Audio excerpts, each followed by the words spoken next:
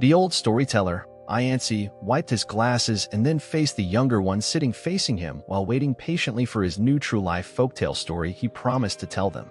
He said after clearing his throat, "This story you're about to listen to will remove tears from your eyes, so be prepared. Everything happened in Nigeria, the largest black country on earth. Come with me, let's go there to see how it all took place tragically." Then he continues. Port Harcourt, Nigeria. It was a humid morning when Nneka's phone rang, a shrill sound that shattered her peace like a sledgehammer striking glass. On the other end, a voice as cold as steel delivered devastating news: "Your husband has been involved in a fatal accident." As she rushed to the hospital, memories flooded her mind, the laughter they shared, the sacrifices they made, the dreams they built together. But now, Chidi was gone. Chidi, a man of immense wealth and integrity, had built an empire that was the envy of many. His wife, Nneka, was the epitome of grace and strength, and their 4 children, John 21, Ebuka 19, Ibe 17, and Kechi 15, and the only girl, were the pride of their parents. His death left behind not just grief but a vacuum that would soon be filled by greed, betrayal, and unimaginable hardship. This isn't just a story about loss, it's a story about resilience, justice denied, and the unyielding fight for what is right in a world where power often tramples truth. But beneath the surface of this idyllic life, a storm was brewing. Chidi's elder brother, Chief Adika, watched from the shadows, his heart consumed by greed and envy. He had always been the black sheep of the family, his wealth tainted by corruption and his soul by malice. As the sun set on that fateful day, the lives of the Chidi family would change forever, setting the stage for a battle that would span generations. The day of the accident began like any other. Chidi set out early for a business trip to Aba, leaving Nneka and the children at home. Hours later, Nneka received the call that turned her world upside down. By the time she reached the hospital, it was too late. Chidi had died en route to the facility. News of Chidi's death spread quickly, reaching even Useli, their paternal village. As mourners gathered to pay their respects, whispers of concern rippled through the community. Everyone knew how ruthless Adika could be. Would he use this tragedy to seize control of Chidi's estate? The news of Chidi's accident sent shockwaves through the family. Nneka's world crumbled as she stood in the hospital, clutching the lifeless hand of her beloved husband. The man who had been her rock, her partner, and her best friend was gone, leaving behind a void that could never be filled. As the family mourned, Chief Adika saw an opportunity. Chief Adika and Chidi were brothers, yet their lives couldn't have been more different. Adika, a retired military officer, was wealthy but morally bankrupt. His household was chaotic, ruled by 4 wives who fought bitterly over his attention and resources. He had 12 children, none of whom he truly cared for beyond using them as pawns in his schemes. He convened a meeting of the village elders, proposing to take over his late brother's family and business. His proposition was met with resistance, particularly from Chief Uday, who argued that the world had moved beyond such archaic practices. But Chief Adika was undeterred. He had a plan, and he would stop at nothing to see it through. He dissolved the elders' council meeting angrily, while he switched to his plan B. After much of deliberation on his plan B, he decided to take the inheritance war to his brother's widow doorstep all alone. When Adika arrived at Chidi's mansion, he was welcomed with much of respect until his demanding for submission of everything, including getting Nneka remarried to him. The scene erupted into chaos. Nneka stood firm, refusing to bow to tradition or coercion. "You will never take what isn't yours," Nneka declared, her voice trembling but resolute. Nneka was not one to give up easily. She fought tirelessly to reclaim what was rightfully hers, but the odds were stacked against her. Chief Adika's influence was far-reaching, and his connections in high places made it nearly impossible for Nneka to gain any ground. The children rallied around her, united in defiance. Chief Adika retaliated ruthlessly. Within days, with the help of corrupt officials, Chief Adika began to systematically dismantle Chidi's empire. He forged documents, seized assets, and froze bank accounts, leaving Nneka and her children destitute. The family was forced to return to their village, where they faced unimaginable hardships and humiliation. Despite their hardships, the children vowed to fight back. John became the pillar of strength, guiding his siblings through despair. Ebuka channeled his anger into determination, while Ibe clung to hope, dreaming of a brighter future. Even young Kechi, though frightened, refused to give up. Useli was a stark contrast to the comforts of Port Harcourt. Living conditions were harsh, and the villagers treated the displaced family with suspicion. Some sympathized with their plight, while others whispered rumors fueled by Chief Audica's propaganda. Neka worked tirelessly to provide for her children, taking odd jobs and selling handmade goods at the market. She could not go back to her rich family since she married the Chidi against her family decision. Her father, Chief Bayo, a Yoruba man from Ogun State, stood his ground opposing Neka getting married to Chidi. Amidst the turmoil, Neka remained steadfast, shielding her children from despair. She taught them resilience, reminding them that their father's legacy was worth fighting for. Sometimes she reminded them daily of their father's Chidi teachings. Justice may be delayed, but it cannot be denied.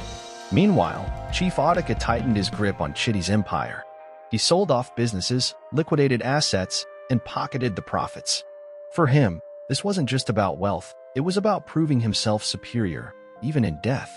At the other side in Useli, tension simmered between Audica and the elders. Chief Uday continued to oppose Audica's actions, rallying support among the villagers. However, Chief Audica's influence ran deep, silencing opposition and crushing dissent. Chief Uday was assassinated by unknown gunman, which sent caution and warning to others in the late Chief Uday's shield. Accusing fingers were pointed at Chief Audica, but who will confront him? With what proof? It was perfectly carried out by an expert. While in Useli, the struggle and battle continued. The children waged war on multiple fronts. They petitioned local authorities, sought legal counsel, and reached out to extended family members for help. Yet, every attempt ended in failure. Chief Audica's network of corrupt officials ensured that justice remained elusive. As the years passed, Chidi's children grew into strong, determined individuals. They had witnessed the injustices inflicted upon their mother and were determined to fight for their father's legacy. John, the eldest, took on the role of protector, vowing to restore their family's honor. But Chief Audica was always one step ahead. He orchestrated a series of events that led to the arrest of Chidi's children, accusing them of a crime they did not commit. The children were thrown into a maximum security prison, where they faced unspeakable horrors. The 4 children were accused of robbery and killing of 2 security guards. No one know or hear anything about the children. This final strike over Chidi's inheritance came swiftly and mercilessly. Using false evidences and bribed witnesses, he framed the children for a warehouse robbery. Arrested without warning, they were separated from their mother and each other, thrown into a maximum security correctional facility in Lagos. Neka's world was shattered once again as she received the news of her children's arrest. She fought tooth and nail to secure their release, but her efforts were in vain. The system was rigged against her, and she was powerless to stop the tide of injustice. Inside, the horrors were unimaginable. Overcrowded cells, brutal guards, and rampant disease took a toll on the siblings. John, the eldest, tried to shield his younger siblings, but the environment was unforgiving. One by one, tragedy struck. John succumbed to suffocation caused by overcrowding. Ibuka fell ill and died due to lack of medical care.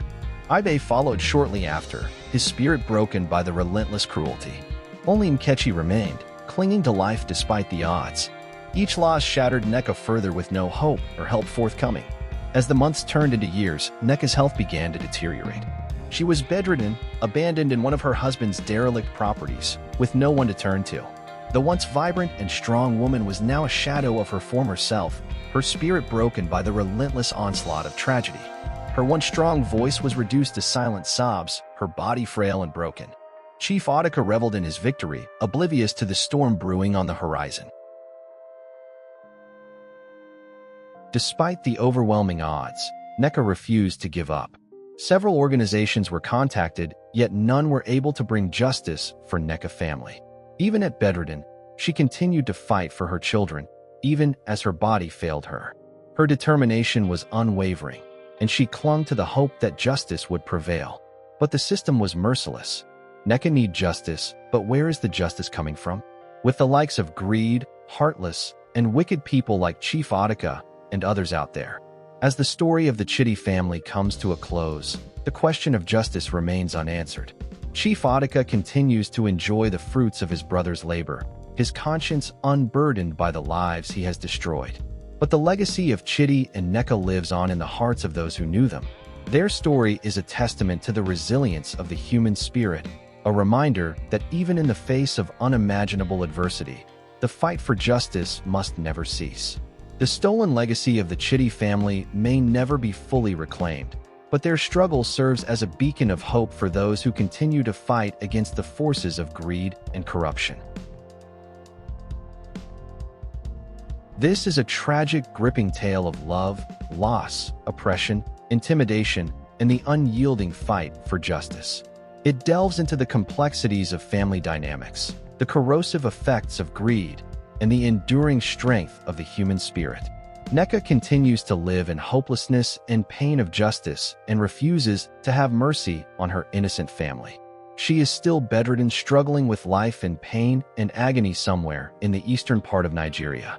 This is a story that will forever linger in my heart until I see justice served to Nneka and her family.